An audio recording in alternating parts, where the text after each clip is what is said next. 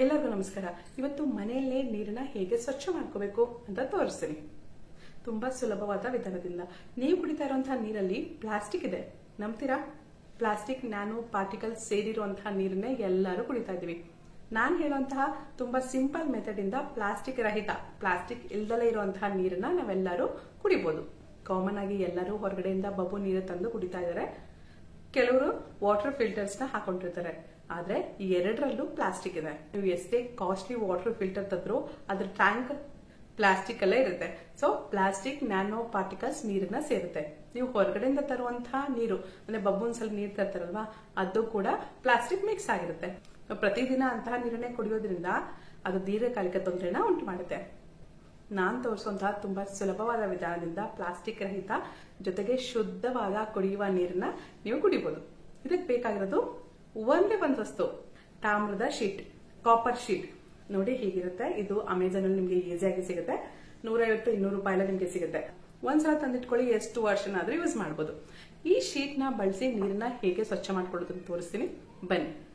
ನೋಡಿ, ಎಲ್ಲರ ಮನೇಲೂ ಈ ರೀತಿ ಪ್ಲಾಸ್ಟಿಕ್ ವಾಟರ್ ಫಿಲ್ಟರ್ ಇರುತ್ತೆ, ಅಥವಾ ಹೊರಗಡೆಯಿಂದ ಪ್ಲಾಸ್ಟಿಕ್ ಕ್ಯಾನಲ್ಲೇ ನೀರು ತುಂಬಿಸ್ಕೊಂಡು ಬರ್ತೀರಲ್ವಾ, ಅದನ್ನಾದ್ರೂ ಈ ರೀತಿ ಸ್ಟೀಲ್ ಪಾತ್ರೆ ಅಥವಾ ಸ್ಟೀಲ್ ಬಿಂದಿಗೆಗೆ ತುಂಬಿಸಿ ಇಡಬೇಕು. ಒಂದಿನಕ್ಕೆ ನಿಮಗೆ ಎಷ್ಟು ನೀರು ಬೇಕಾಗುತ್ತೆ ಅಷ್ಟು ನೀರನ್ನ ಈ ಪಾತ್ರೆಯಲ್ಲಿ ತುಂಬಿಸಿ ಇಡಿ. ಇದು 20 ಲೀಟರ್ ಅಷ್ಟು ಹಿಡಿಯುತ್ತೆ. ನಾನು 3/4 ಇಟ್ಕೊಂಡಿದ್ದೀನಿ, ಅಷ್ಟು ಸಾಕಾಗುತ್ತೆ ಅಡುಗೆಗೆ ಮತ್ತು ಕುಡಿಯೋದಕ್ಕೆ ಒಂದಿನಕ್ಕೆ ನಮ್ಮನೆಗೆ. ಆ ನೀರಿಗೆ ತಾಮ್ರದ ಶೀಟ್ನ ಹಾಕಬೇಕು. ನೋಡಿ, ಕಾಣಿಸ್ತಾ ಇದೆ ಅಲ್ವಾ? ಸ್ವಚ್ಛ ಮಾಡಿರುವಂತಹ ತಾಮ್ರದ ಶೀಟ್ನ ಹಾಕಿ ಹಾಗೆ ಬಿಡಬೇಕು. ಈ ಪ್ರೋಸೆಸ್ನ ರಾತ್ರಿ ಮಲ್ಗೋಕ್ಕಿಂತ ಮುಂಚೆ ಮಾಡಿ. ರಾತ್ರಿ ನೀರನ್ನ ತುಂಬಿಸಿಟ್ಟು ತಾಮ್ರದ ಶೀಟ್ನ ಹಾಕಿ ಬೆಳಗ್ಗೆ ಎದ್ದು ಆ ತಾಮ್ರದ ಶೀಟ್ನ ತೆಗೆದ್ಬಿಡಿ. ಮಿನಿಮಮ್ 8 ಗಂಟೆ ಇರಬೇಕು.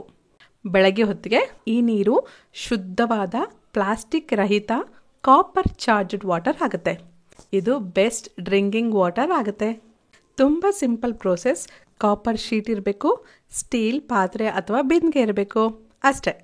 ಮೇಡಮ್, ನಮ್ಮನೇಲಿ ವಾಟರ್ ಫಿಲ್ಟರು ಇಲ್ಲ, ಹೊರಗಡೆಯಿಂದ ಯಾವ ಪ್ಲಾಸ್ಟಿಕ್ ಕ್ಯಾನಲ್ಲೂ ನೀರು ತರಲ್ಲ, ಡೈರೆಕ್ಟ್ ಕಾರ್ಪೊರೇಷನ್ ನೀರನ್ನ ನಾವು ಕುಡಿಯೋದು. ಅಂದ್ರೆ ಕಾವೇರಿ ವಾಟರ್ ಅಥವಾ ಹೇಮಾವತಿ, ಕೃಷ್ಣ ವಾಟರ್, ಹೀಗೆ ಕಾರ್ಪೊರೇಷನ್ ಅವರು ಬಿಡ್ತಾರಲ್ವಾ, ಅದೇ ನೀರನ್ನ ಡೈರೆಕ್ಟ್ ಆಗಿ ಕುಡಿತಾ ಇದ್ವಿ. ನಾವು ಹೇಗೆ ಸ್ವಚ್ಛ ಮಾಡ್ಕೊಳ್ಳೋದು ನೀರನ್ನ ಅಂತಂದ್ರೆ, ನಿಮ್ಗೋಸ್ಕರ ನಾನು 3 ವರ್ಷದ ಹಿಂದೆನೆ ವಿಡಿಯೋ ಮಾಡಿದೀನಿ. ಈ ಲಿಂಕ್ ನ ಕ್ಲಿಕ್ ಮಾಡಿ ಆ ವಿಡಿಯೋ ಬರುತ್ತೆ.